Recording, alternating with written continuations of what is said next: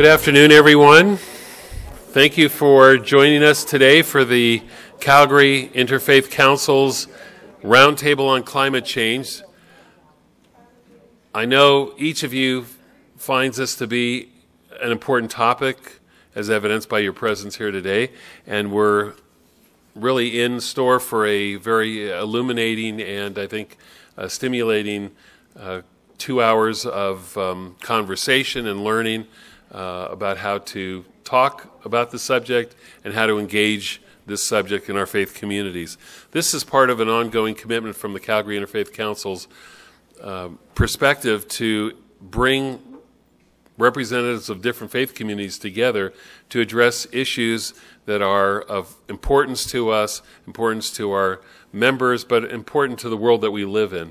And the power of our ability to engage each other is to take the collective wisdom and the positive values that emanate from our traditions and to magnify those and to make those even more effective in the world that we live in.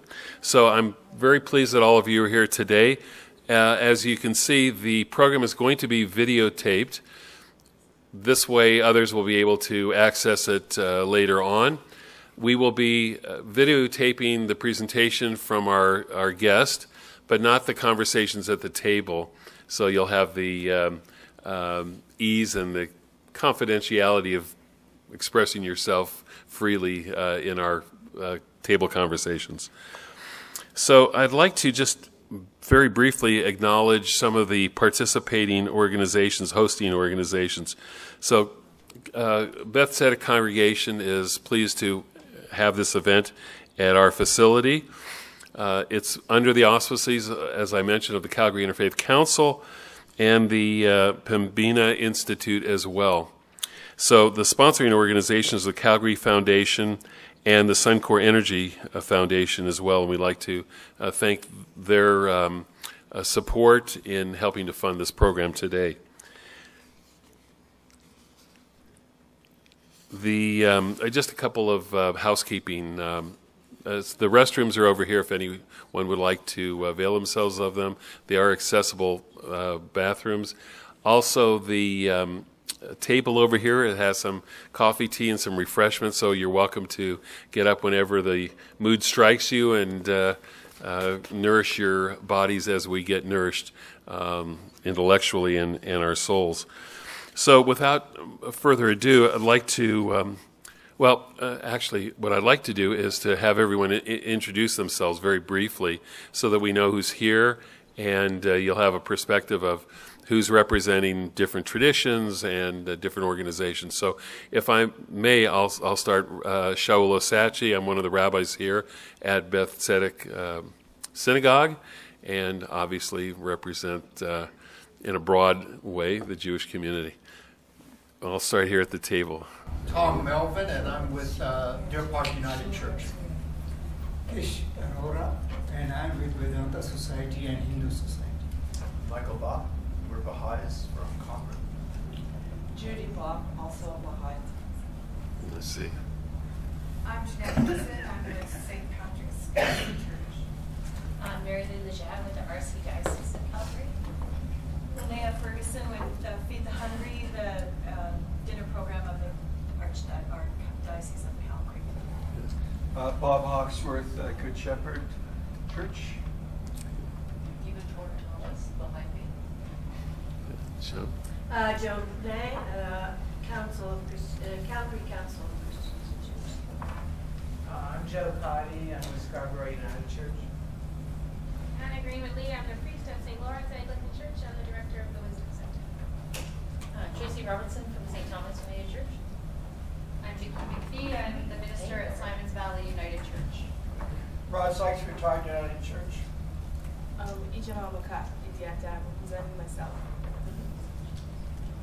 Faiyaz Tilly, Faith and Spirituality Center at the University of Calgary, and from the Muslim Council of Calgary as well. Jim Kenny, minister at St. Andrew's United Church. Dave Bridge with Lutheran Church of the Cross. Carolyn Harold, I'm the assistant priest at St. Lawrence. Ijeoma Chukwu, presenting myself. Joshua Corper. I'm the other one of the rabbis here at Beth Tzedek. Good afternoon, I'm Ron Orkanada, and I work for Samaritan's Purse Canada. I'm Ben Shu with Encompass Partnerships of the Christian and Missionary Alliance. Jason Martins, also with Samaritan's Purse Canada. Jeremy Clyde, I'm with the Creation Matters Working Group for the Anglican Church of Canada. Wonderful. And our two guests that just sat down, would you introduce yourselves, please? Rachel Murray from St. Thomas United Church. Pat Rowan from St. Thomas. Wonderful. Great. So after the presentation, we'd like to suggest that despite the fact that you sat with people that you know and are comfortable with, we're going to mix it all up so we have people at each table that perhaps represent a little bit wider cross-section of people. So we'll annoy you in a little while and make you kind of move around a little bit. Our guest today is George Marshall. He's a leading specialist in climate change communications, the founder of Climate Outreach, a nonprofit with an international reputation for pioneering work with new and unengaged audiences. George has an unusually broad background, which I found fascinating. One side of the family were coal miners for 4 generations, and the other side were officers in the British Army. It's like an interfaith family. His work spans the political spectrum and seeks to break down boundaries of culture, class, and politics to find values and language that we all share. His book, Don't Even Think About It, Why Our Brains Are Wired to Ignore Climate Change, has been widely acclaimed and considered to be one of the most important books published on climate change communications. More specifically, George provides a very unique perspective in today's discussions. In the run-up to the UN Paris Agreement, George led a pioneering piece of work that looked at how to talk about climate change within each of the 5 major faith groups, as well as across them. So it's an honor and a pleasure to welcome you to Calgary and to our program today. George, thank you.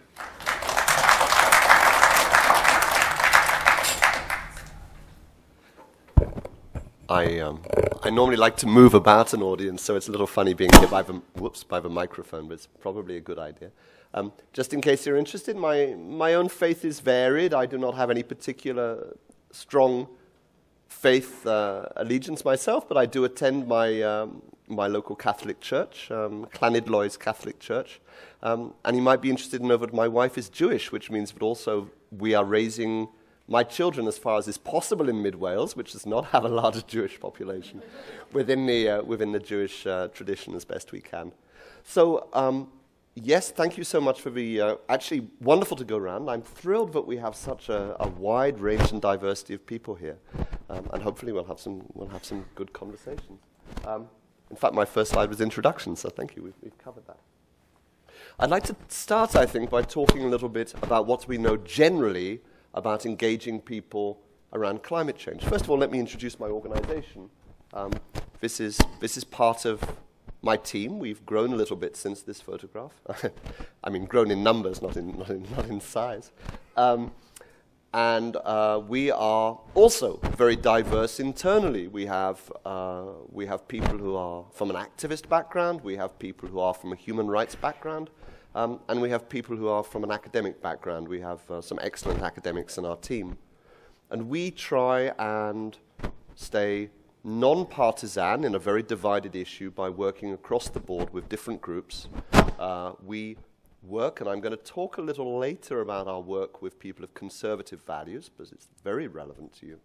But we've also worked with trades unionists.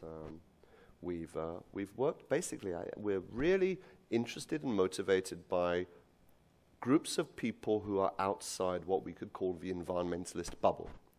That being said, we do a lot of work with the main environmental organizations too. We advise the United Nations, we advise the World Bank governments, and I'm delighted to say we have I can't call it a faith program because we don't have core funding for it, but an ongoing program of work with people of faith.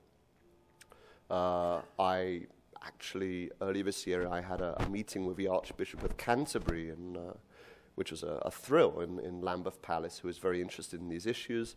And And as we've already heard, I'm going to be sharing later on some of our findings from interfaith communications. Our issue is communications. How do we engage with people? How do we motivate them around issues of climate change? How do we lead them to action? And I want to talk a little, if we can, later on also about action. How do we express our values and our faith through our actions on this issue of climate change? This is very pertinent because just 2 weeks ago, we had the approval for a large program which will be running all through next year of an interfaith initiative getting the leaders of the 5 main faiths, represented in this room, of course, to speak out to their own networks and their own followers about the need to take personal action. Personal action in terms of lifestyle change around different behaviors. And not only am I hoping to share work with you, but I'm hoping to get feedback from you and ideas about how we might go about doing this, because this is a major initiative that has never been taken before. It's been taken individually in different faiths, but never across the faiths, and it's this interfaith approach which I think is so fascinating. We produce a lot of reports, and if you're interested in climate change communication, please do look at the website, and there you will also find the materials that we've done for people of faith. So, climateoutreach.org is our website. So, I'd like to start, if I can, by talking about, just generally, about communications on climate change, what we know works and what we know does not work. Because we have scientists on our team, we're always very clear, we work a lot with scientists, that communications is a science. Climate change is a science, but communications is a science. You can go out, you can try things, you can test things, you can experiment. We are very, very rigorous. We are only interested in communications that we can show there is evidence works. And we've got to be very careful with this, because many of the people who are very engaged with climate change, passionate about it, project their own ideas and their own values onto their communication. So they're so deep in the issue that they forget that other people are only at the very beginning of the process. I mean, any of you who are engaging with people who are new, say, to your faith, must be aware that somebody who just comes in and shows an initial interest, you don't throw everything at them. You have a conversation which starts talking about where they are, what their needs are. You bring them in slowly and steadily into something. We can't just throw things at people. We have to find the meeting point between what we want to say to them and what they want to hear, what their own ideas are. So here's a few lessons of what we know does not work. We know that communications based on disasters do not work. I guess in faith terms, it's interesting in the polling in the US that there are some people who think that climate change is evidence of the end times. That unfortunately doesn't lead them to action. It leads them to, to actually, if anything, to inaction, to say, oh, well, that's God's plan. But generally speaking, for most people, communications around disasters, saying this is terrible, this is appalling, language, strong, blaming language, this is your fault, language around guilt. And people, even if people are not given that, they hear it. We see this very strongly in Alberta, with people who've worked their whole lives in the energy industry, feeling personally blamed and attacked. We have to be very careful around this language. So it doesn't work, basically. This is maybe more revealing. We could suspect bad news is hard to sell. That actually facts and figures don't motivate people either. So climate change originates from a science, it's physics, right? But for a long time the assumption was if we could just communicate the science, if a scientist just say, look, here is the evidence, this is strong, this is irrefutable, we have to take action on this, that somehow that would shift things. Well, it hasn't. And part of the reason for that is that people listen to facts and figures through the mediation of their values and the way they see the world.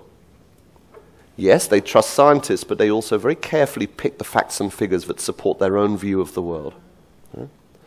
The example I often give in my own country is the negotiations over the leaving the European Union, where The government thought in order to persuade people in this election that we needed to stay in the European Union, all they needed to do was to roll out lots and lots of economics experts. We had the head of the International Monetary Fund, the head of the World Bank, all of these people saying this will be an economic disaster, don't do it, as if somehow experts and data and models shift people. But what actually we found was, yes, the people who wanted to stay picked all of that up and said, there's the proof. The people who did not want to stay found a different set of economists who said it was all right and picked their own facts and figures. So if any of you have ever had a kind of a debate with a well-informed climate change denier, somebody who says it's not a problem, you'll find they have a remarkable set of data and information and figures to support it. These people, by the way, who do not believe in climate change are not foolish, or I think they're wrong, but they're not foolish and they're not uneducated, and the evidence is that they're often actually as well educated, sometimes even better educated than the people who accept climate change. It's simply that their life experience and worldviews and usually their politics have led them to not accept it. So facts and figures don't work. The proof of this, by the way, is that for a long time we've been saying to scientists, here is the evidence that just shouting facts and figures at people don't work, and they don't pay any attention. So even the scientists don't respond to the science of the evidence that their thing isn't working because that's what they do. And they say, no, well, we do facts and figures, and that works for us. Well, I'm sorry, it doesn't work for most people. So the evidence and figures are important, but this is what brings me to talk to you, is that what really leads for people is this. People are motivated above all else by their shared values, by their identity, and by the joy of belonging. This is so powerful for people. A lot of climate communications is very isolating. You do your bit. You turn this light out. You know, this is your fault. You know, here's some information. Feel really bad about it. It doesn't do very well bringing people together. Although, increasingly it does, and we're starting to see movements, and people are feeling a joy of belonging to a movement. But the thing, of course, which really leads me to want to speak with faith networks is that you are groups of people of strong identity, shared values, and a joy of belonging is essential for any faith community. And I think that's what motivates people. I also want to talk with people of faith because I have huge respect for people of faith, but also because you are hugely important in the world, not just for the importance of the moral guidance you provide, but also importance just for sheer numbers of people. And again, a lot of environmentalism and environmental messages originate in the North, which is increasingly secular, ignoring the fact that in very many key countries, and key countries I've done recent work in include India and Brazil, faith is enormous and growing importance. And therefore, these are countries where, I just did a big piece of work in India, for example. Clearly, the strong way of communicating climate change in India is to do it around Indian faith language, which isn't just Hindu, of course, it's also Sikh and Muslim and many, many different ways. But so for many people, their faith is their core and central value, and it's a way of speaking with them.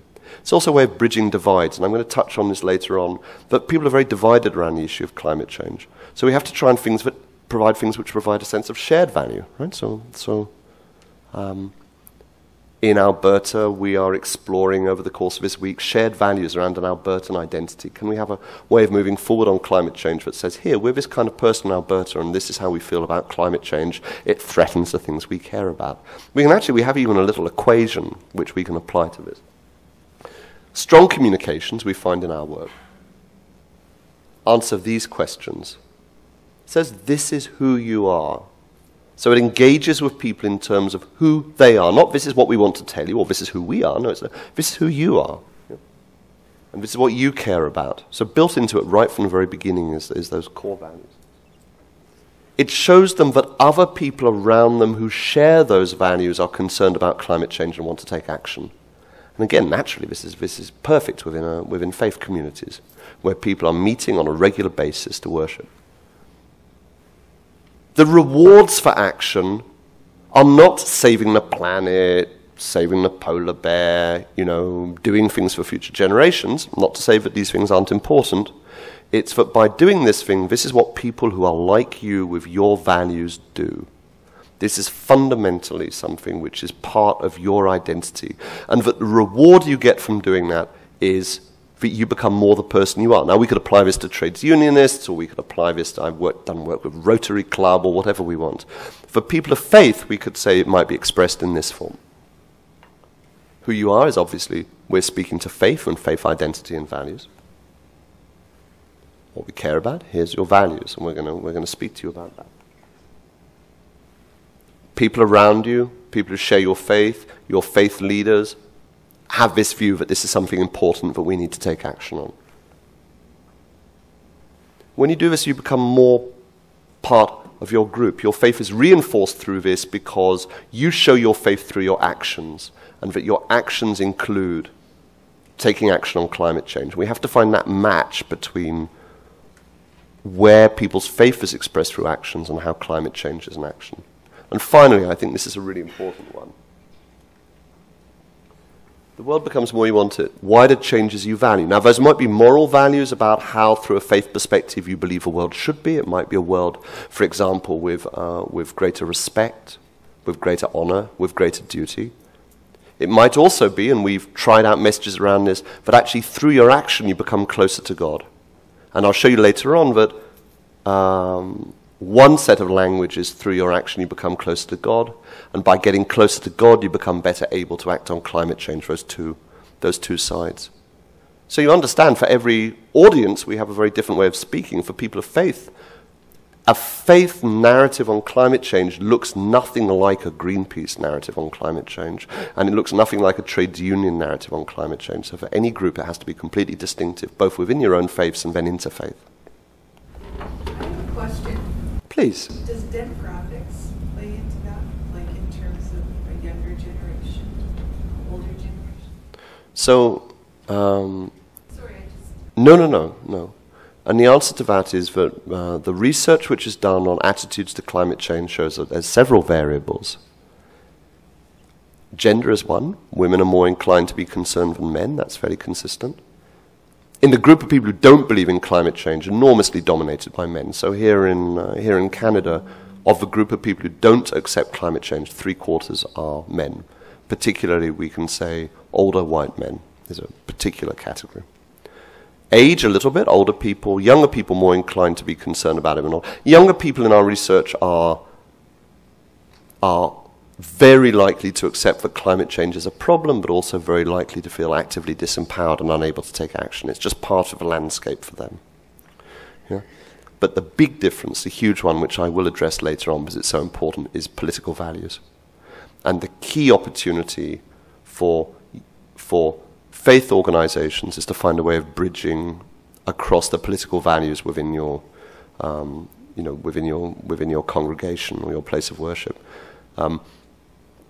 And I think that's the one I really want to look at because that is so important. So I'll come back to that point if I can. So I wonder if on your tables, what I'm going to do, let me explain what I'm going to do. Later on I'm going to show and share with you the research that we did with Green Faith, which is a wonderful multi-faith organization. And I'm going to share with you the findings. But before I do that, I wanted to run through with you the kind of program we ran when we did this. So we ran groups with, discussion groups with all of the 5 main faiths represented in this room. We also interviewed many faith leaders for their ideas, and we put all of this together in our recommendations. I'm going to share that with you. We're going to run you through the same process we ran with those groups. Because communication starts with values, not with information. The group started by asking people about values, because we know that we need to frame the language in terms of people's values. And I wonder if on your tables we could do this. I would like you, please, to talk about this. If you can, what would you say are the core values of your faith?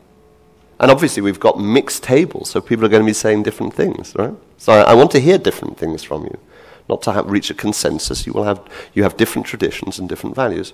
What are the core values of your faith? And what makes a good ... So, for example, in our research, we would sit down. We went to a mosque in North London. We said, what makes a good Muslim? What are the important qualities that make that?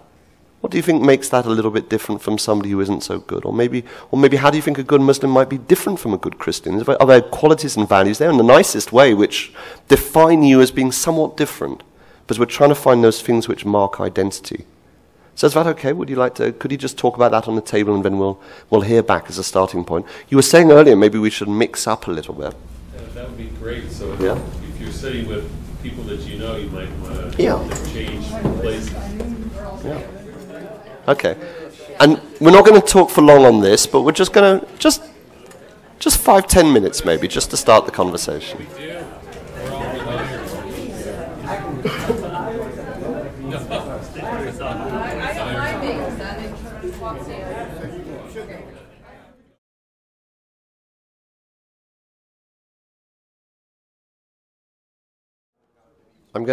With your permission, I'm going to close down your conversation right now because I'm going to give you a couple of other questions in a moment. Okay. Can I just hear a little bit from you? I'm just interested in hearing a little bit from you about the values, rather than going around table by table. I wonder if anybody would like to volunteer what they were saying about the values of their faith, and also if they were finding that there was common ground or difference with the people that they were discussing on their table. Please, anybody who would like to start? Yes, please. So our shared values, our common values were respect of human dignity, unity, love your neighbor and God, respect all life, which implied a kind of an interconnectedness, interdependence of all creation. Then we were stewards of creation, and the idea of personal responsibility to improve the world. Were you finding that there are differences there particularly? There are in terms of how you interpret some of these. Right. But these were sort of general principles that we I think share. Yeah. And of course, everybody on the table, you're all Abrahamic faiths on this table, is that right? Baha'i. Baha'i is Abrahamic. Right, okay. So, I mean, one of the things there, of course, is creation and caring for creation is something which doesn't work with all faiths. I don't know if any of our friends here from Buddhist or Hindu traditions could tell us a little bit about how you might put this differently than creation.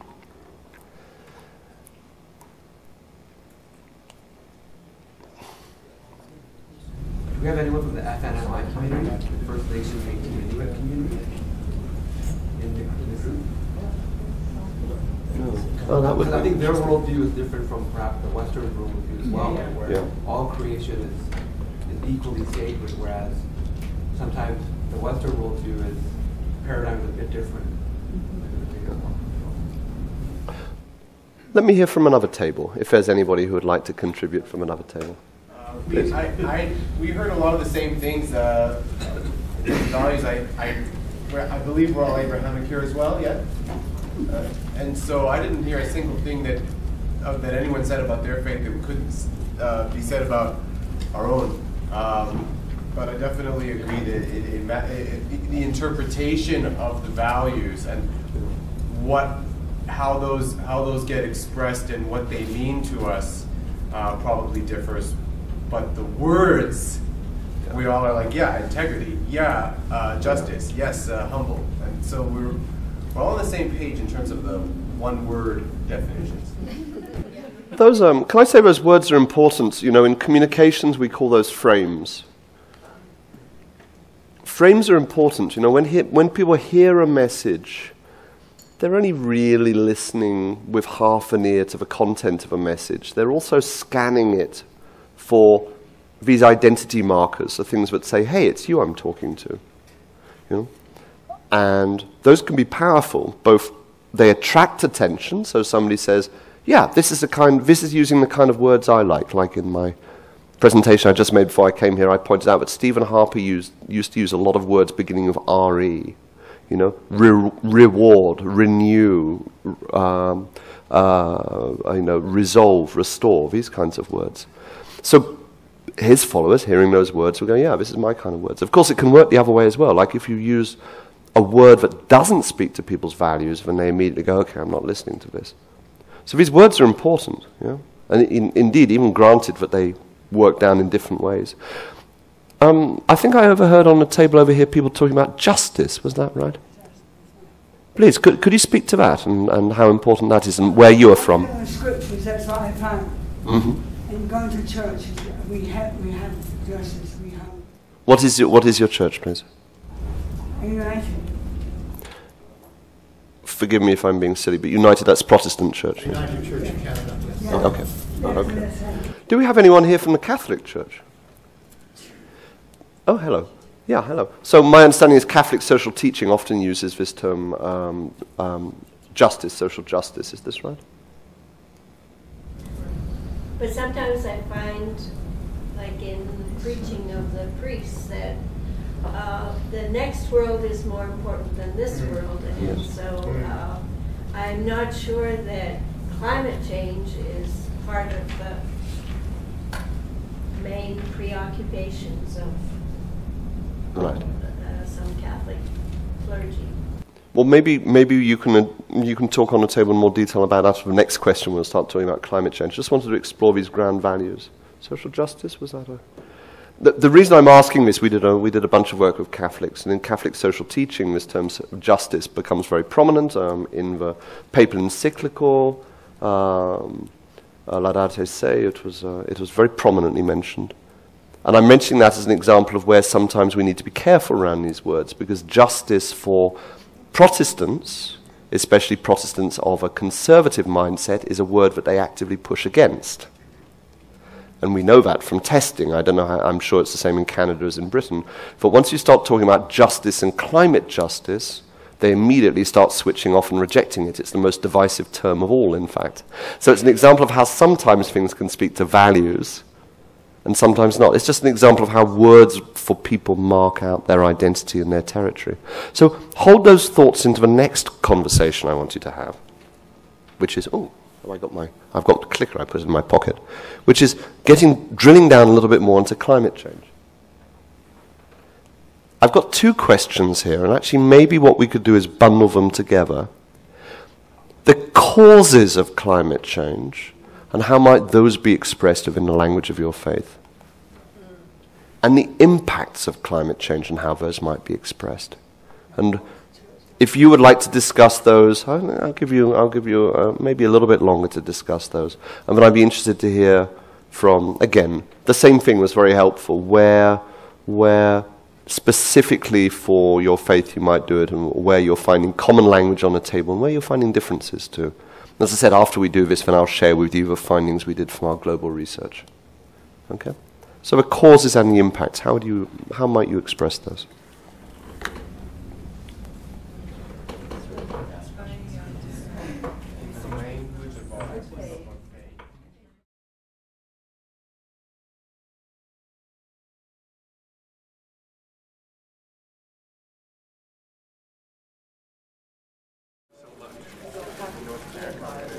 If we could bring the conversation back in now, and let's share some of the ideas and the findings from the tables, if we could, please.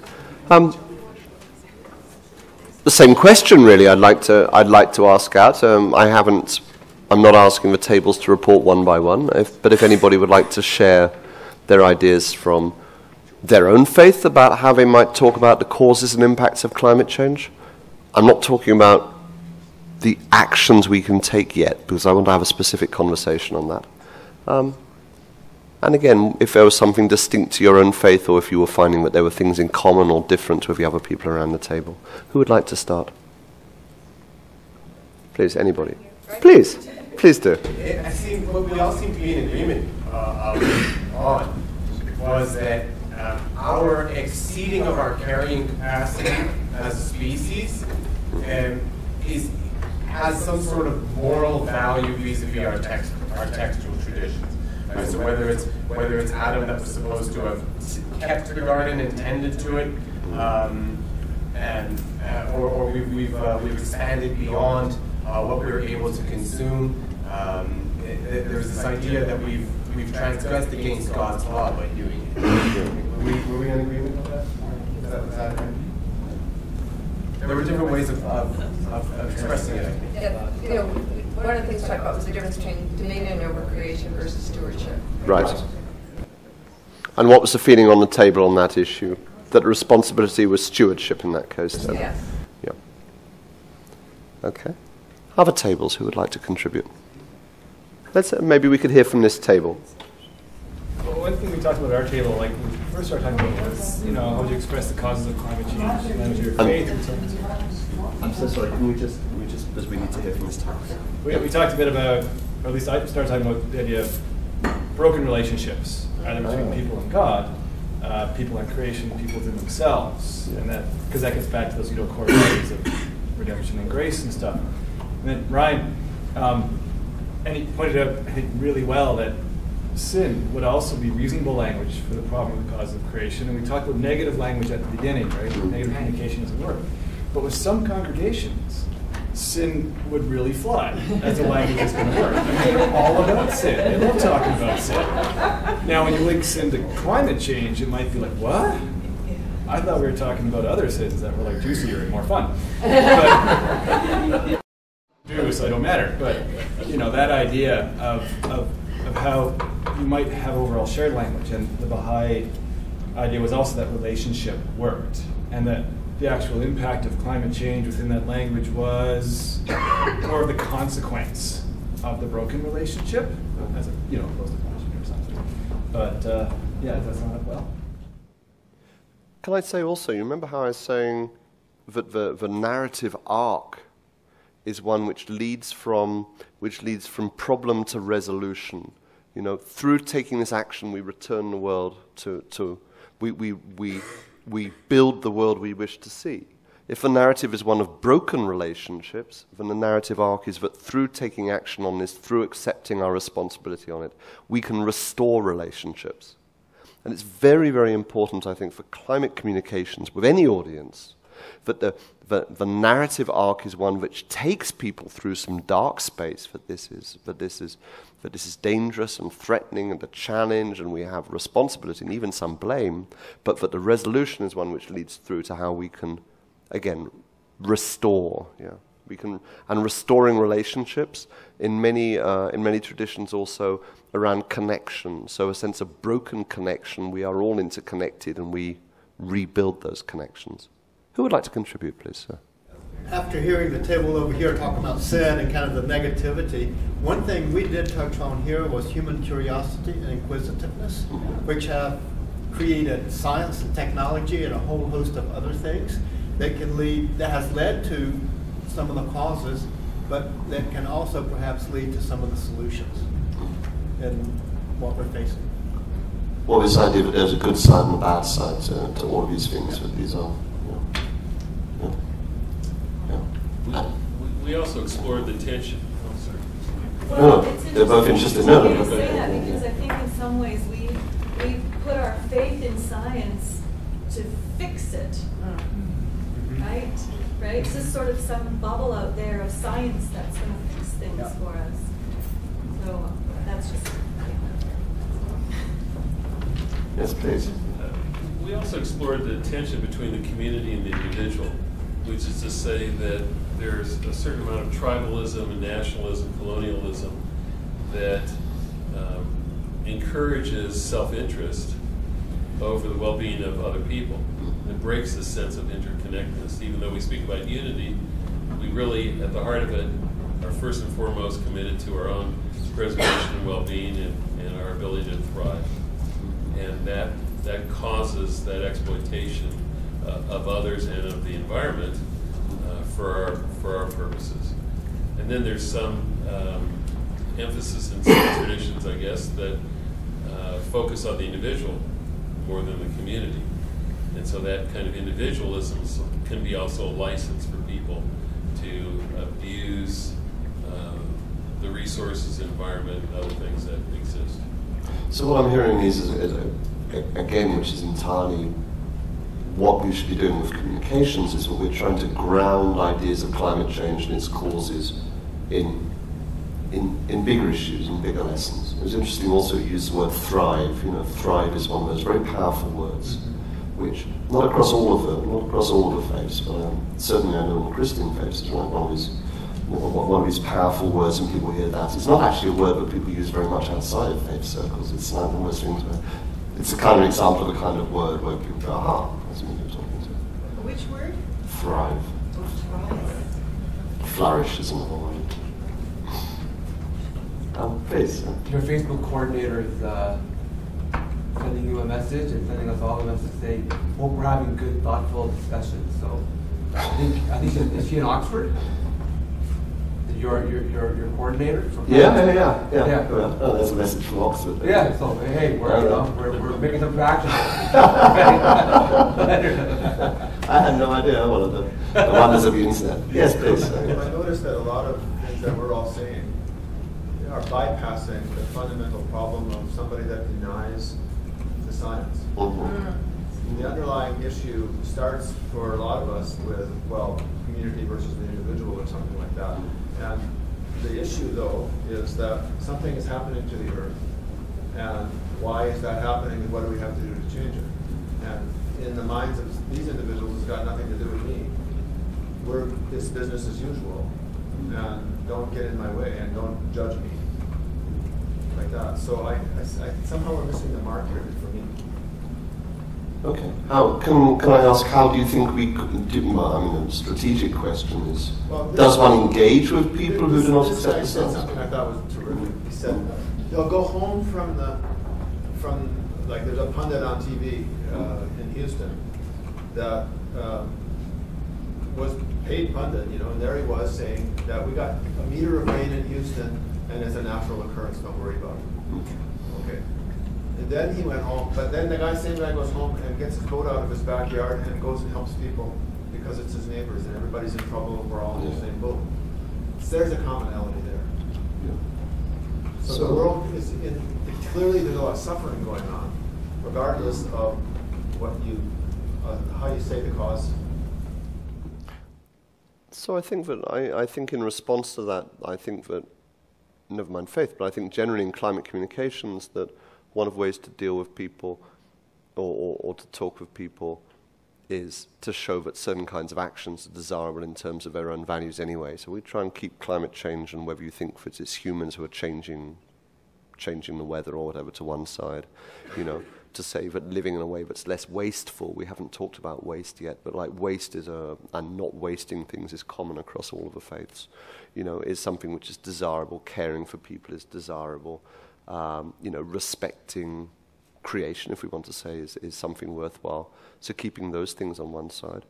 Also recognizing, in climate change where there's a tension between adaptation and mitigation. So adaptation is where we respond to climate change impacts, and I want to ask you in a second about impacts. But mitigation is where we reduce our own contribution to that. And adaptation is quite a safe place to have a discussion. A lot of people who don't accept the science maybe that says we are causing climate change do accept that the climate is changing, that changes are happening in the weather. And that, it's interesting the example you give, and this is quite common, that people come together across communities, whether they accept climate change or not, around issues of climate impact. So, one of the lessons of this is very strong reinforcing sense of community values, but also of saying, look, we need to be prepared to accept that the weather is changing. We're going to be getting more of these. We were just talking about the Calgary floods, saying, well, one way of talking about that, even within this very divided political space, is to say, well, we have very strong reason to think we're getting more floods, and we will get more floods.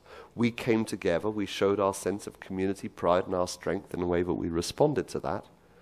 Let's be prepared for the future ones. Let's do whatever is necessary to protect ourselves, and let's be prepared especially to protect the people who are most vulnerable to those floods. So you're starting a conversation around the climate change without actually, nailing it to the wall and saying, yes, and it's your pickup truck. So there are gentler ways of easing it in, I think. Any other thoughts on that? I'm particularly interested also on climate impact. So A little bit on the course. I think science is a red flag. Like, I mean, if you look, like you say, you can get data or for your supporting your argument on any kind of dimension of science. To me, it's just a bit of a cover to, not acknowledge our consumerism and our, basically our intense need or greed, right? Both personally and as a society, right? And so I think it's, to me, is a red flag. Like it's, like I say, I think it's just denying the root cause. It's a way of making people feel less blamed about it as well, though, isn't it? I think the other thing is to make the connection between consumerism and a flood is a big jump for people. Unless, of course, you did it within the language of saying, that somehow this is a punishment. But I have to tell you, that language doesn't work well either, right? So it's a tricky one. So I guess where the science comes in is the bridge between this is something we do and these are the implications of it, whilst trying to take it out of that blame space.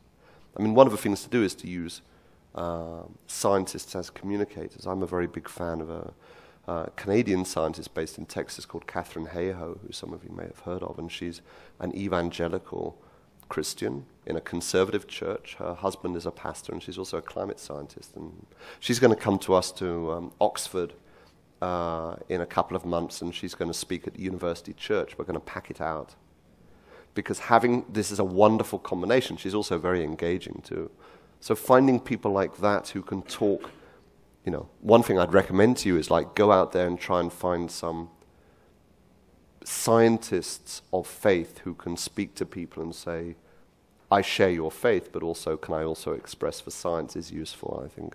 What's her name again? Catherine Hayhoe. Oh, look her up. She's wonderful. Catherine Hayhoe.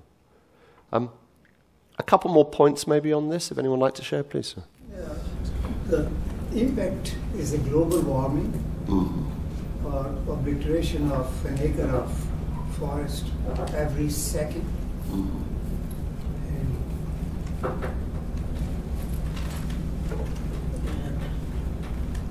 all other this depletion of the ozone layer. So these are the impacts. The depletion of the ozone layer is a somewhat separate issue. It's connected, but it's a separate issue. But you could say all of these things are in various forms of imbalance. I'll come to this balance point in a moment. But they're all signs that actually our relationship to the world around us is a damaged one in which we are causing damage. Yeah. But the truth is, once you start to get down into causes and effects, everything is interconnected. And it's right, actually, this idea of grounding this thing in terms of some aspects of our fundamental behavior, but we have,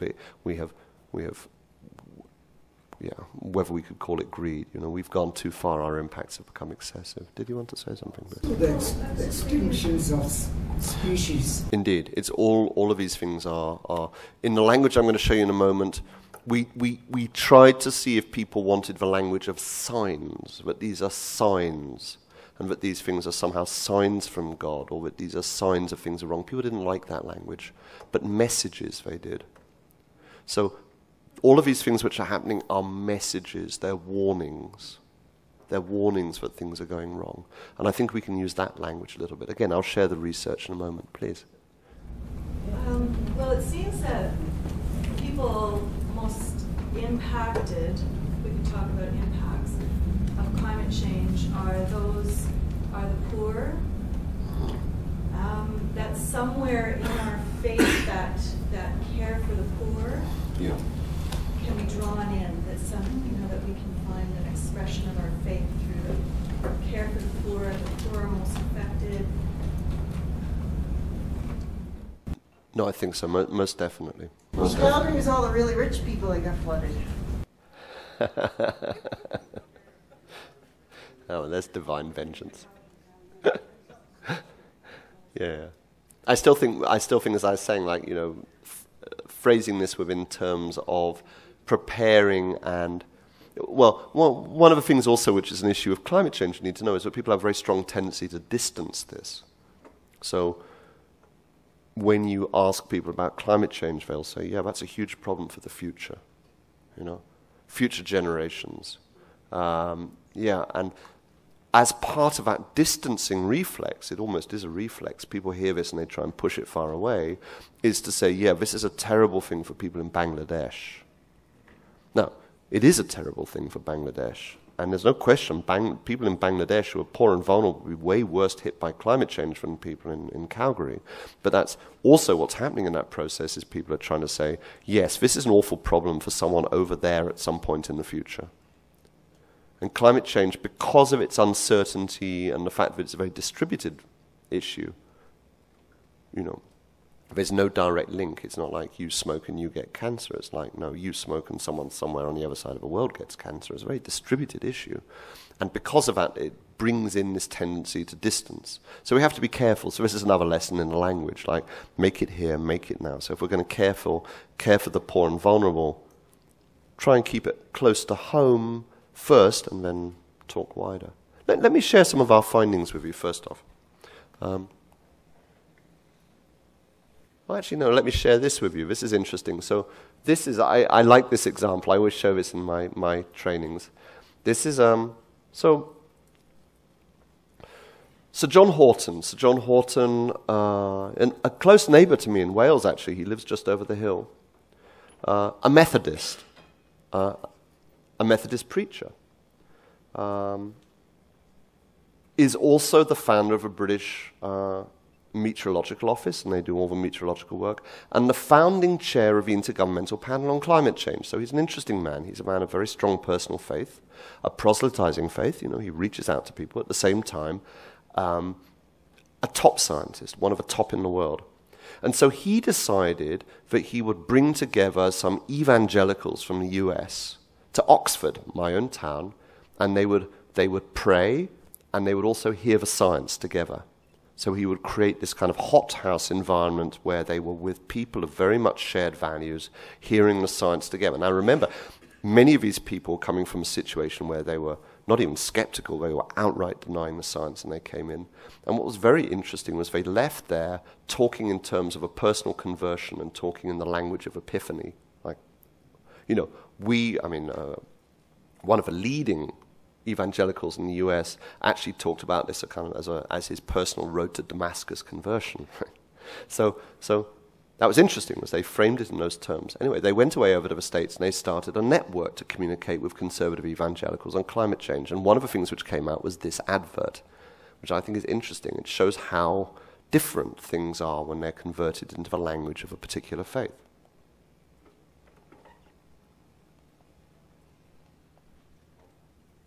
God saw that it was good, and Jesus says, love thy neighbor as thyself. Yet too many of the cars, trucks, and SUVs that are made, that we choose to drive, are polluting our air, increasing global warming, changing the weather, and endangering our health, especially the health of our children. So if we love our neighbor and we cherish God's creation, maybe we should ask, what would Jesus drive?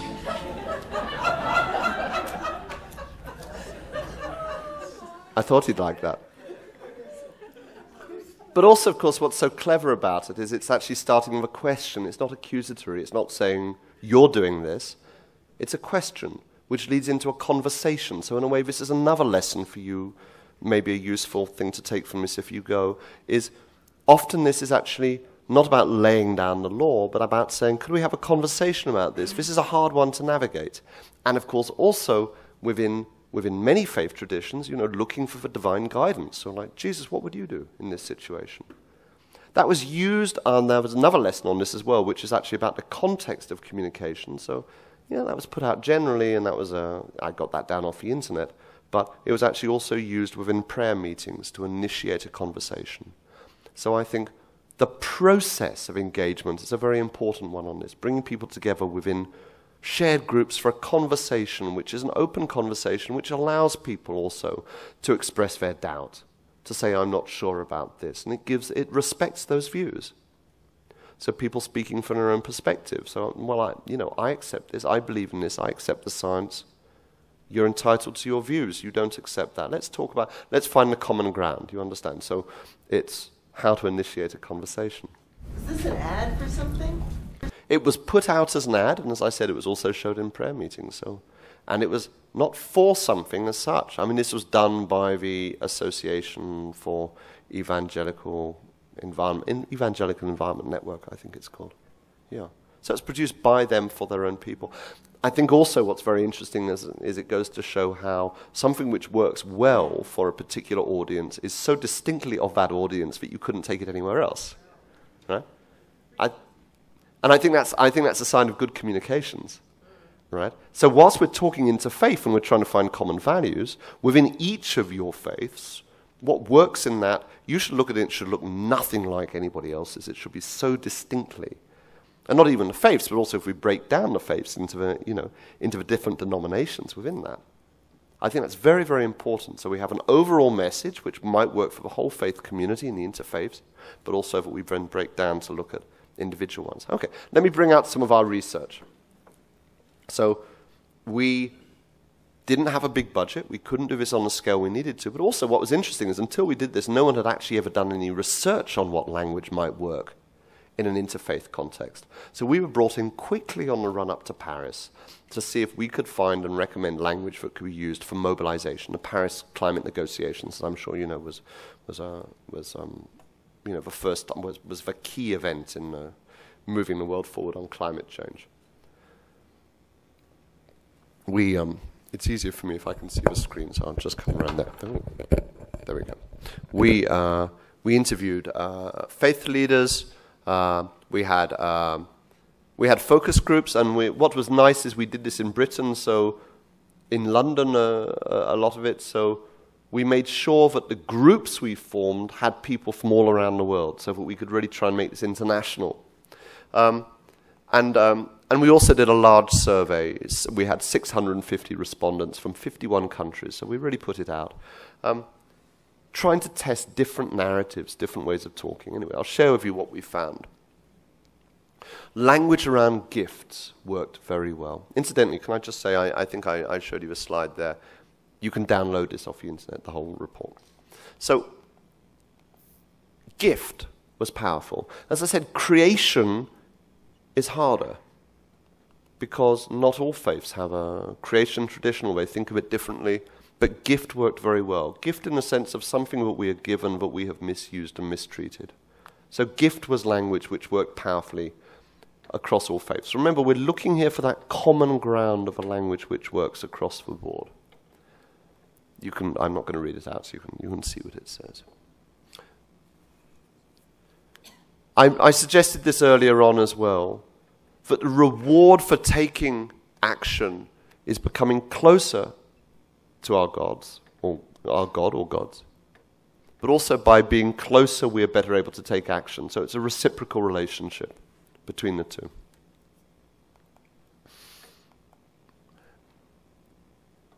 There's a powerful chapter from Romans. I'm bringing this out here also for the idea of showing how within individual traditions, obviously we're multi-faith here, but within individual traditions, certain words jump out to have particular meaning. Glory, creation, redemption, longing, hope. So these are all in themselves what we would say are powerful frames, in this case, for communicating to, in particular, a Christian audience.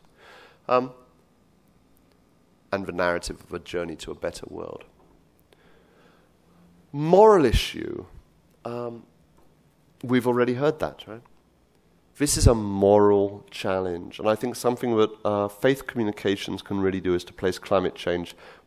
We were hearing before about the science issues, so taking it out of a science and placing it within a moral space. Yeah. It's our responsibility. Now this sentence is important. Part of a problem of climate change is this distancing where we push things away. So if we just talk about future generations, we are fueling that. And people say, yes, it's a terrible thing for future generations. So we found this language which places it in a continuity of time. It's our responsibility to preserve the legacy of our parents and provide for the future of our children. And this is also building on the idea of a gift. So it's both a gift from God, but it's also a gift from our parents. We receive things from the people who go before us and pass them on to the people who follow us. And I think it's very important, not just for faith, but also generally for communications, that we don't talk about climate change as something in the future, but we talk about it as something that we are already on a process of, and that our responsibility doesn't just go forward, it also goes backwards. Right? Balance. Balance is absolutely key. We keep talking about balance, and it keeps occurring in our focus groups and in our discussions, language about balance. Every single one of the faith groups started talking about balance. The impacts that people perceive on climate change are imbalance. People saying, the seasons are coming at the wrong time, or the flowers in my garden are coming up in the wrong time. Something that was very powerful for me in my recent work in India was that within Indian traditions, people are so keenly aware of the timing of individual seasons. So we were saying in focus groups, for example, and these are very wide range across the country, people would say, the monsoon is supposed to come to Mumbai on the 12th of June, or whatever the date was, and it's coming late. And we'd say, well, how do you know that? And they'd say, well, because my temple has a festival then. Or people would say, in Gujarat, we have a kite festival, and there was no wind. So they have a calendar, a faith-based calendar that places certain events through the year related to weather. So this idea of things being out of balance and coming at the wrong time and things being out of sync is powerful. The narrative then is that therefore through action on climate change, we can try to restore that balance, and with it our relationship with God and our relationship with the world or with creation. It's very important to have that arc, that what happens is we take the action and through that we restore or we create the world we want. So balance is powerful. People did not want to be personally blamed or given responsibility. This is your fault and you need to do something. All of the groups consistently said, we will take responsibility on the understanding that it's happening at all levels. So in your communications, I think it's very important not to give people as individuals through their consumption or through their lifestyle blame. It's like, no, we're all doing the best we can. We're caring for our families. You know, we're trying to live a good life. We're working hard for what we have. Therefore, we don't carry the full burden of blame or responsibility, but we'll take some of it. We'll take our share, providing there is balance, but there is a balance between the different people. And we need action at all levels. So again, maybe when you go and you apply this, that balance applies at all levels. This is what we're doing in the church, this is what we're asking you to do in your lives, and this is what we're asking the Albertan government to do, that it works both upwards and downwards. And we're all linked in together. Really, effective narratives on climate change have to be about shared responsibility and how we come together, rather than pushing us apart. And a lot of the messages about this is what you can do in your life distance us, make us isolated. Now, I'll also share with you the language which worked poorly across the faiths. Now, this doesn't mean it won't work well within your faith, it means it worked poorly across all of the faiths. Right. First of all, blame language did not work well. Not big surprise that. You have been disobedient, we are arrogant, greedy. It's easy for those of us really working on this issue to apply this kind of language because we feel it so strongly, but not surprisingly, it doesn't work. Blaming corporations and governments doesn't work. People don't like the blame language, and especially if they are not of a more radical left or liberal perspective, they don't like it. The limits one was interesting to me. The Islamic groups we spoke to did not like the language of saying we are exceeding the limits of the world, because they say that Allah provides for us. We are excessive in what we take, not in what the world can provide, which was interesting to me. I don't know if you have any view on that. Or we're excessive in what we take? Yes. We tried a phrase which is very much a kind of standard environmental phrase of saying we are living beyond the limits of the world. And it was very interesting, we presented people actually of sheets with these narratives written out. I was looking around the table and every single person had crossed out that language, and we had 3 imams in our group actually, and they all disliked it. In the Quran there's a verse, وَلَا تُسْرِفُوا, do not live in excess. So, for example, when I'm brushing my teeth, if I only need 10 milliliters of water or 20 milliliters of water, I shouldn't be running the tap, because modern day technology owns ecology and apology. But that's what the Prophet referred to in that particular verse, that when I just did some ritual washing right now and I stepped away, if I could use 200 milliliters of water to do my ritual ablution, that's all I need, and I'll be answerable for the rest of the 400 that I just kind of wasted away. I mean, there's fantastic language in the Quran, especially around water, but around waste and around being frugal and about not taking more. But the question here was that the language that there was a limit to how much the world could provide was pushed away, because that was seen as putting a limit on how much Allah could give. I'm just saying it was interesting to me. Yeah. You understand? I can understand where that uncomfortableness perhaps stem from. Yeah. But I think they're 2 different conversations. They are different conversations indeed. Yeah, and that was the point. That we can limit what we take, but not what the world can give. Yes, please, sir. I would say that would be similar in Orthodox Judaism as well. A sense that the world has everything it will provide whatever we need, which is why, to some extent, Orthodox families have large numbers of children. Yeah. Because they'll all be provided for. So I think this is an important finding, because so much of environmentalist language is about limits, starting right back with the early Club of Rome report about limits to growth. Limits is language which is tricky. Actually, I have to say, probably not just for faith traditions, but probably for pioneering traditions like you have in Canada or in America.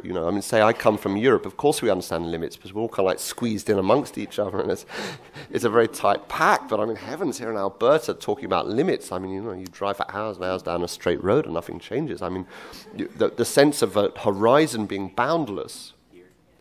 And when I was interviewing people in Texas, I found this very much. It's like they are driving through this huge open space, and these conservative Texans are saying to me, I think it's so arrogant to say that we can affect the world we live in, because they're living in a world where they're a very small population of a huge level of resources. So we have to be careful. I'm just flagging up. The limits thing, it's more about limiting what we take than a limit of what the world can provide. Yes, please. There is once Mahatma Gandhi once said, nature has enough for our need, but not for our need. I'm sure that's language that could spread actually for all of us here. Yeah, absolutely. Though again, we're going to be careful with the word greed. It's all right for the Mahatma to use this language, but we have to be, because he was very careful with his own life. But we need to be careful on that. Once you start using greed language, then people start to point the finger back at you and say, well, hey, you're not so clean. But yes, some of the language which worked with specific faiths, justice worked well, and it was interesting that justice works well with Catholics and was very, very strong in our Jewish group. Language around justice and social, but it may very well have just been the particular people we had in the room. Creation, of course, with the Abrahamic faiths worked very well. Hindus and Buddhists were very strong on language around connection, a sense of connectedness. And this came through to me very strongly with our recent work in India also. So when we're saying to people in India talk to us about climate change, people immediately start talking about connectedness. But we are all connected with the world, we're connected with each other, and that climate change is a break in that connection. We heard that also in terms of that language is universal in various ways too. And as I said, signs, a little tricky. Tests, that didn't work. It worked with some groups, but not all of them. But the idea of a warning did. In fact, we suggested that the campaign might be called Global Warning. And another recommendation we had, which, because it seemed to work well, was using the language of sleep and wakefulness, which again is powerful in all of the faith traditions. We've been asleep, we need to wake up, and we suggested that the campaign might be called Wake Up, because we found that there were ways that could be fed into all of the different traditions in different ways. The nice thing about that is that's not blaming people. That's just suggesting that they're not quite alert yet, and that at any moment they can wake up and they can snap into gear. Finally, I should say, what is interesting is even though the blame language didn't work well, when people took personal ownership in the form of a pledge, it did. So when we did the survey, remember that was 650 people answered that, we gave two versions. One version was the blame, talking about we. You know, we have all been greedy, we have all taken things. And the other thing we phrased it is in a personal pledge. And actually, the language isn't in that, I'm sorry. But the personal pledge was saying, I have taken too much, I take responsibility. I pledge that I will take action.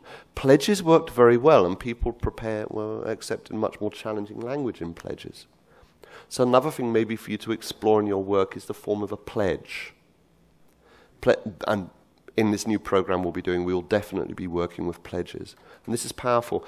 Pledges can be given also in group context, so people collectively can pledge. And we also know, again, it's not just a personal act, but a group of people together pledging that they will take an action, or that they will reduce something, or that they will change how they are. It's powerful, and we know, again, there's many traditions on that. So are there any thoughts or questions on that, or anybody what people like to say?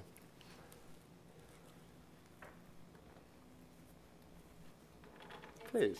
Global Catholic Climate Movement out of the States must have read your research. Because there's the Laudocracy Pledge that started at the anniversary of the encyclical, which was in June. That has been going around the world, and everybody has been motivated to take the pledge to three things. Pledge to do three things. To pray for and with creation, to live simply, and to advocate. So they must have read your research. Yeah, I don't think they've read my research, but of course, obviously, I was reflecting what was already there. So what they're doing is what was already there, and yeah, the pledges are powerful. Yeah. Any other thoughts or questions, please? I'm quite excited because I have a very diverse congregation. I have half my congregation is into social justice and the environment, and they don't really care about Jesus' personal salvation. And then I have another half of the congregation who cares about Jesus and personal salvation and morality. And I think you said something about sin can really work, and I'm realizing that I could use this language of brokenness and disconnection and broken relationship, talking about climate change, to actually bridge the two. And so I'm quite excited that I could use one language starting with the environment for some people and teach, and then use this traditional Christian language that they don't care for, but they are already there for the environment. Yes. And then use the traditional Christian language for the people who already like that, and help them connect to the environment. I'm very excited. Thank you. Oh, that's interesting. I mean, the first thing to say is we're all experimenting in this field. Right? I mean, if this was easy, we have to say, if this was easy, we wouldn't be sitting here now, and we wouldn't have the crisis that's rapidly unfolding, right? So thank you, and it may very well be that, so please share back if you find that things work. It may very well be that we can find a synthesis which works really well. We often find it's that need to find language which bridges. I'm going to talk in a second about political divides, which also relates to that point too. Any other questions or thoughts, please? Yes. You mentioned balance and indicated how you could kind of effectively relate to that to people. I think that was probably a very naive or short-sighted perspective, though. Currently, there's some concern that the monsoons are arriving at slightly different times, but that's implies that the world is constant. And the world is not constant. It's maybe constant from our very short perspective of a few generations or a few centuries, or maybe even 5,000 or 10,000 years. But that's totally not the world picture. That's not how the world is. It's not a constant, stable place. No. For example, where we are here right now, it was quite a long time ago, but Alberta, Saskatchewan, and half of Manitoba was an open ocean that stretched between the Arctic and the Gulf of Mexico. You know, we didn't cause that. We didn't cause the change that it is now. We went around that. So it's just that's a you know, a very long-term perspective. But the same thing with these weather events. What we call weather events. You know, we take this, I think, naive short-term look at it and say, oh, things are changing, and we're causing it. And things are changing. They're always changing. Yeah, I mean, there's wider debate there. For me, the interest as a communicator is not actually in questioning or challenging where people are coming from, but of trying to find a match between the information which I would want to convey to them, and where they are. If a perception of people, if a way that they engage with changes that are happening in the weather is in terms of feeling that things are out of balance, then I'm not going to disavow them of that. I mean, what we do know in the wider sense is, yeah, if we take a very long historical perspective, way before we came into this world, then yeah, there have always been changes in the weather. But unfortunately, what's happening right now is rapidly moving enormously, and will within a generation move enormously off the scale of anything we have experienced since we emerged as modern humans in the world. So I think there is a sense of things being out of balance. But again, I go back to that point of saying it's the perception of people which I think is important. We're finding, again, it's the whole point. If we just come and we just talk to people about the core science, we don't get people. We have to find, but indeed, without maintaining necessarily any falsehoods, it's a balance. Any other points? This table here. Did the word spirituality ever come up? No. But it may do with people for whom that is a very strong and lively word. I mean, spirituality, you know, threaded its way through, but it wasn't a dominant word, no. Again, part of how we would do the research is that we encourage and enable conversations and very carefully look through the transcript. That's why, for example, I'll say the word balance appears strongly. No, spirituality appeared, but not as a dominant word, no. Please. I'm encouraged how you're bringing back the concept of narrative, and you mentioned the narrative trajectory between faith traditions. And in my time, when we talk about post-modernity, that has been somewhat lost and seems to be being recovered. Rather than, I just wanted your observation. What do you think pragmatically would be more sufficient? The narrative spoken through faith, or through a secular context? I mean, surely it would depend entirely on the audience. For people of faith, the narrative spoken through faith is going to be most powerful. I would think most definitely. But the truth is that people have many intersecting identities. So their faith identity is only one part of their overall identity. You know, when I was organizing events at university, you try and get people there, and you always reckon you would only get people to your toga party or whatever it was if they had heard about it from 4 different places. And I think it's probably actually the same with climate change. You know, you would need to hear about it in your church or in your temple, and then you would need to hear about it maybe from a friend, and maybe you'd need to hear something about it on the radio, and then maybe you need to notice your flowers are coming up at the wrong time of year in the garden, and you need to put those things together. I don't think it's any either or, in truth. And probably this is an issue where actually it's important for people to hear both secular and faith messages.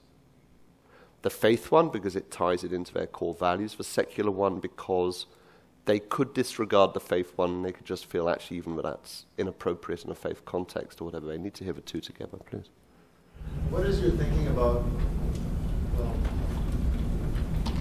the entire discussion today is how to communicate climate change in certain faith contexts, all right?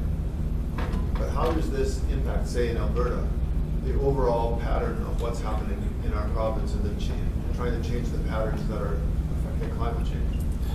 Is it one piece of the strategy? Is that how you're seeing it? I would see it as one piece of a strategy. I mean, I don't have a strategy. I'm not in control of it. But we were just talking. We just had a session earlier on with a lot of people from the government coming together for a communications training, and I was saying, look, I actually, within people's intersecting identities, maybe they go to church, maybe they're fans of a local ice hockey team, maybe they're members of a local community, actually the effective way probably to reach them is that there is something which is bubbling away in all of those different identities such that it interconnects for them. So I would say that the faith one is very important, but is not a standalone one. But that would go for any form of engagement. But in terms of a critical thing of how do you reach people in a very effective, broad way, faith is a missing piece of a puzzle which has been missed out for a long time, I fear. You know, faith groups should have been part of this discussion much, much earlier on. And part of the reason that they weren't part of it was because it was coming from such a secular place in terms of science and environmental organizations, I think, that they didn't immediately think, no, these are natural partners. But actually, I think everyone's a natural partner. I don't think, to be honest, that faith, I think faith because of a moral leadership, but I don't think that faith necessarily ahead of the, you know, if we could get the ice hockey team on board as well, that'd be brilliant. I'm not saying they're commensurate, but I'm saying in terms of the goal of reaching people and getting them engaged, we need several things. Let me move on, if I may, and make a key point, because I'm having a look at my timing, and this was the key point I wanted to kind of like make as the final one. In all of the research, political identity has more influence on attitudes than faith identity. Utterly the dominant determinant of people's attitudes on this issue is their political worldview and their allegiance. You know, it's reached a point in the United States where climate change is the single best predictor of how someone would vote in an election. In any opinion poll, climate change is the most politically divided issue of all, even more than these hot button things like abortion, gun control, capital punishment. Tops the league. This is very dangerous. I mean, very dangerous in terms of us working together, which again, as I said at the beginning, is why faiths are so important, because there's a set of shared values which crosses over. I'm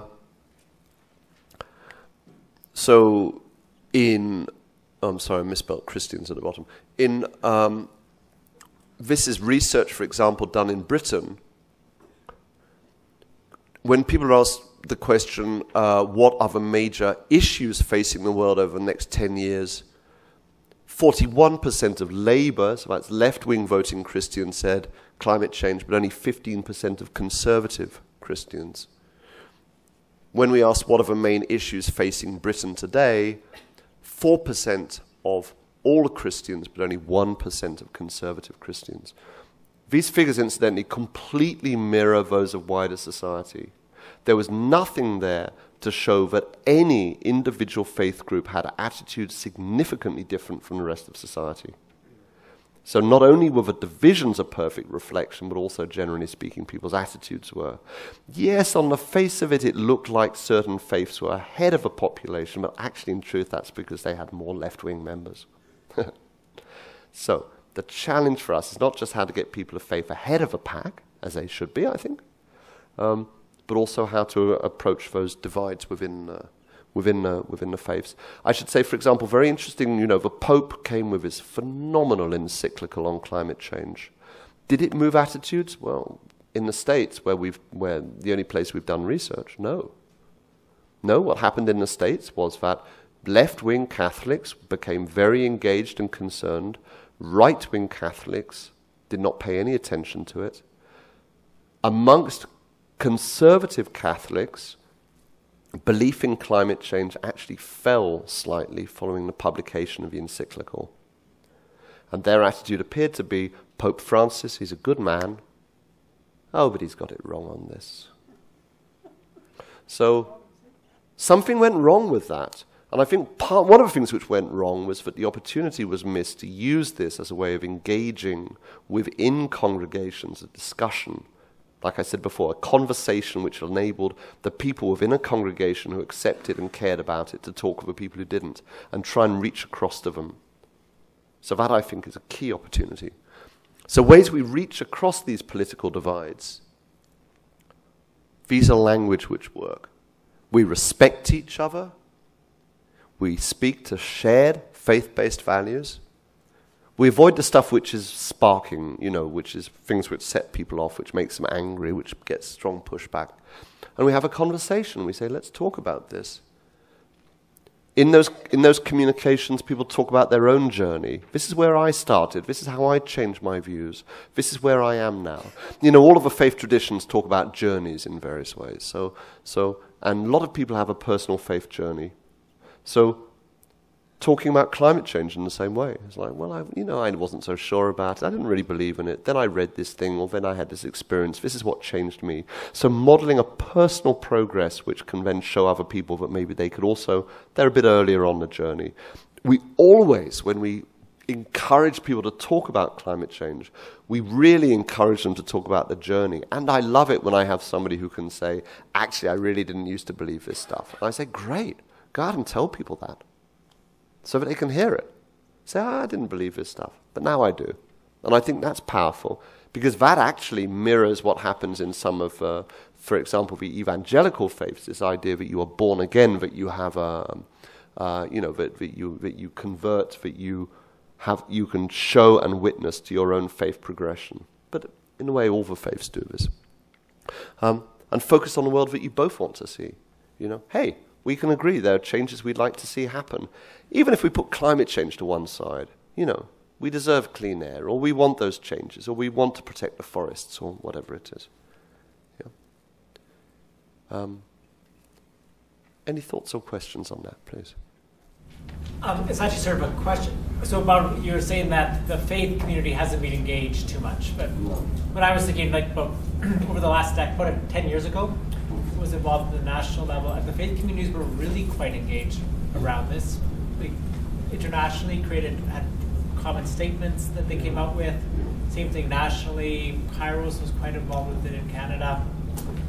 And obviously it didn't have much of an impact either on their own members or maybe in the broader conversation. So I guess a bit of the question is, I'm not sure if you have any insights about why not, or why.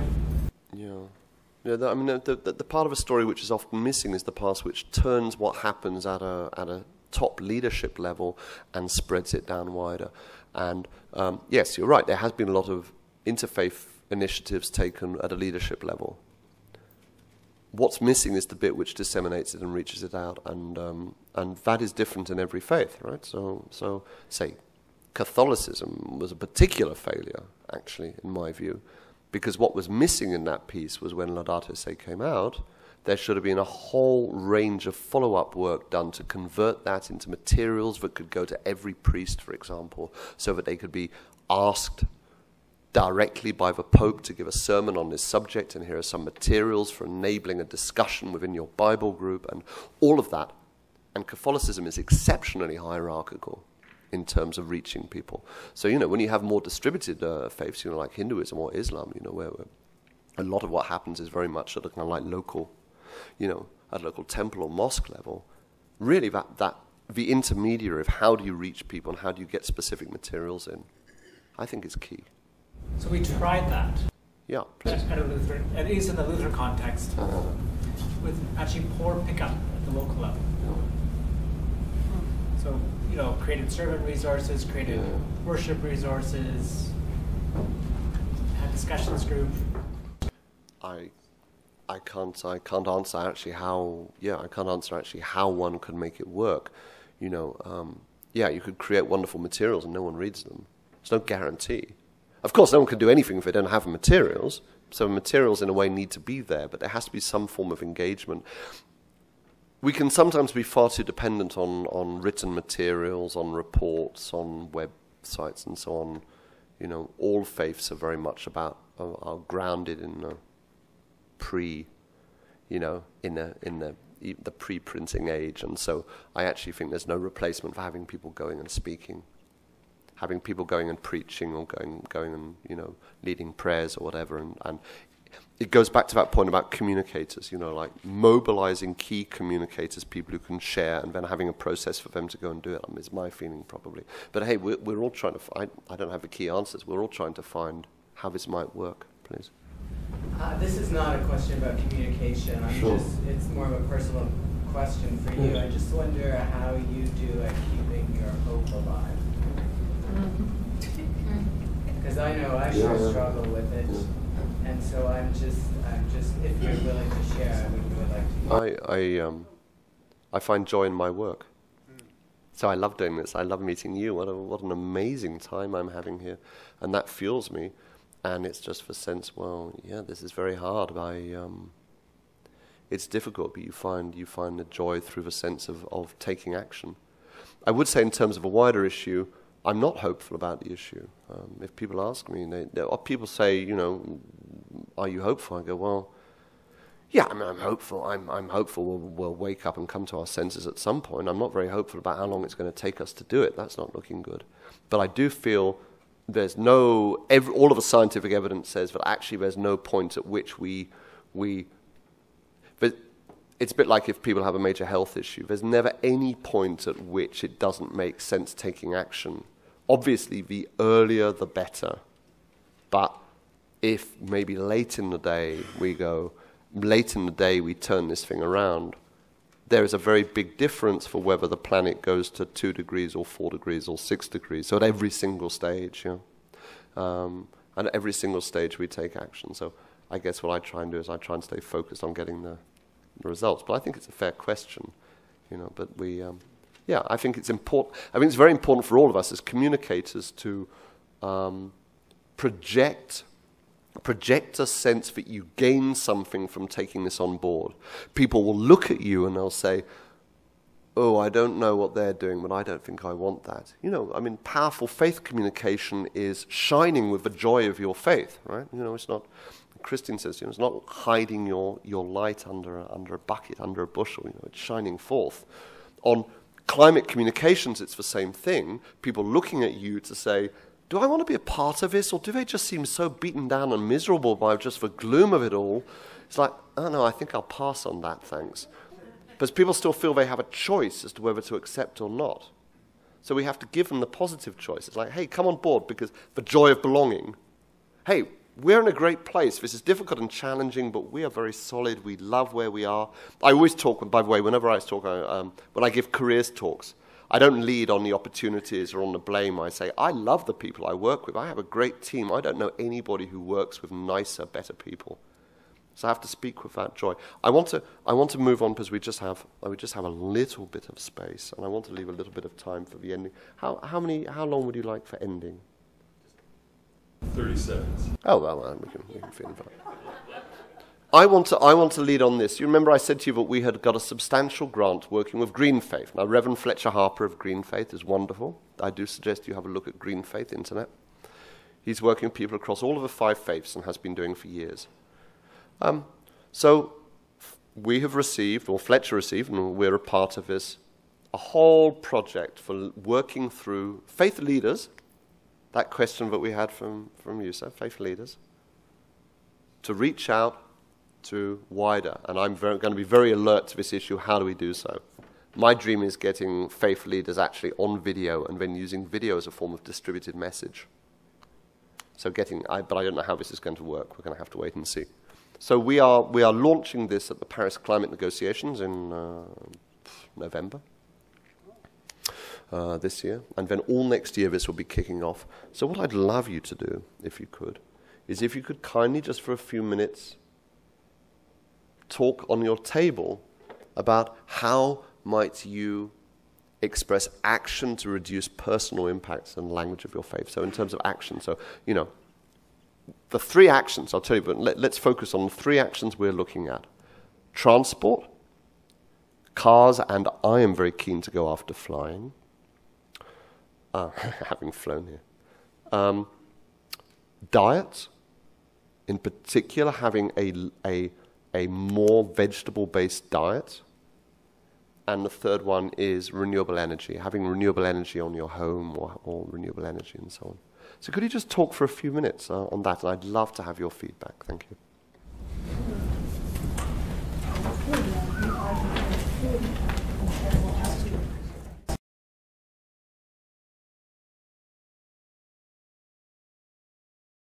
So would you like to share any thoughts that you had on this issue of personal impact? Anybody like to start on that? Any thoughts that you were having on this? Can I invite someone, maybe this table here? Would you like to share what you were thinking in terms of personal impacts? We didn't talk about that at all. Because Oh, that's good. No, I like that. I like it when people have their own conversation. However, what I might do on this is I might keep on the topic. So let's hold that because we can. I'm going to be here afterwards too, so we can continue conversation afterwards. I think it is on the topic. The issue is if a lot of faith community leaders are faced with very conservative populations who really don't want them to speak on controversial issues.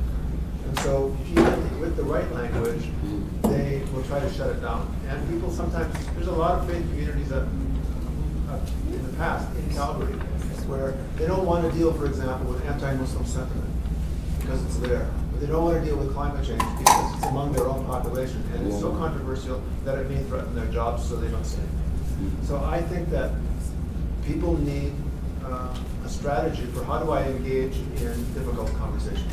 Right. Thank you. I'm not sure I can answer that, but maybe we could discuss it afterwards. I'm not sure. I think this is an area where we're going to have to explore and try and find ways of doing it. Maybe, just as a thought, maybe there are areas where there have been different conversations on other topics that could give us some kind of like guidance and lead on how to talk about it. There are difficult conversations often which happen in, happen in some, heavens, I mean, Islam has a hugely difficult conversation going on at the moment, which could give us some guidance. There's difficult conversations happening around things like drug addiction as well, things which are very hard or challenging for people to talk about. I mean, I'm sure that there are analogies. There's a conflict between different faith groups, like in Northern Ireland, close to me, between the Protestants and the Catholics.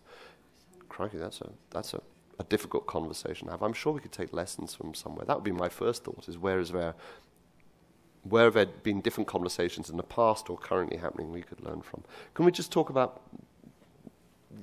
personal, again, I'm going to close down in 1 minute. I want to get a couple of things on personal action, if anybody wanted to contribute. Please.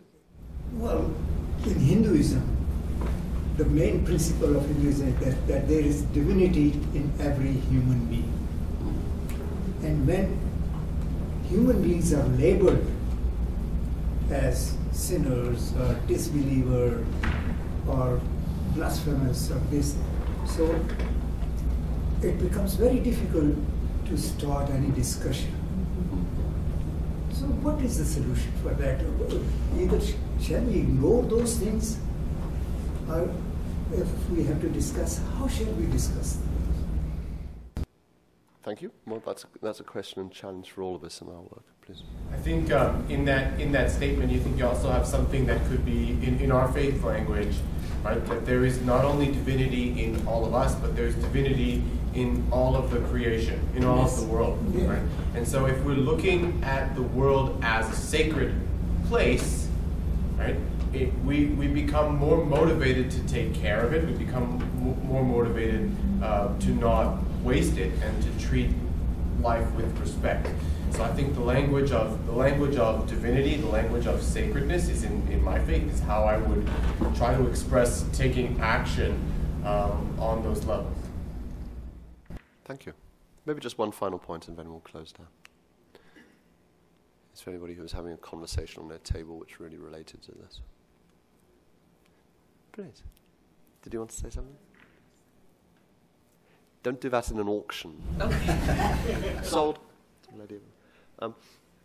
Okay, well, in that case, it seems like we found a nice natural resolution. Rabbi, if you'd like to...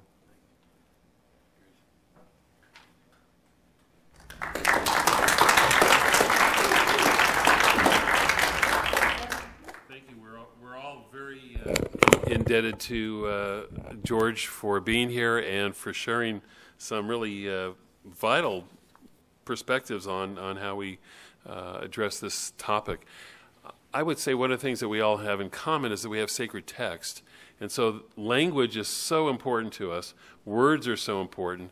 And what I've personally found so valuable about this conversation is how to be sensitive to faith words and language that we employ to be more effective in communicating to people. I was thinking about the topic or the question that this gentleman raised about having so many conservative people in our congregations and having a real tension about speaking out. First of all of our faith traditions, I think, call us out to speak out on these issues. So as clergy, in particular, we have that obligation. How we do that and keep our jobs is the key piece here. But I think we have that. And one of the things that I found, and this speaks to why we're here under the auspices of the Calgary Interfaith Council, is that there's a certain power in us reaching across religious lines to have this common set of values and common language that we can use. It's so, we have a certain competitiveness, and I don't see that as a real positive development, but between religions. And so the fact that we could get together as we have today to speak a common language and to share values and to talk about this issue is very powerful in our congregations.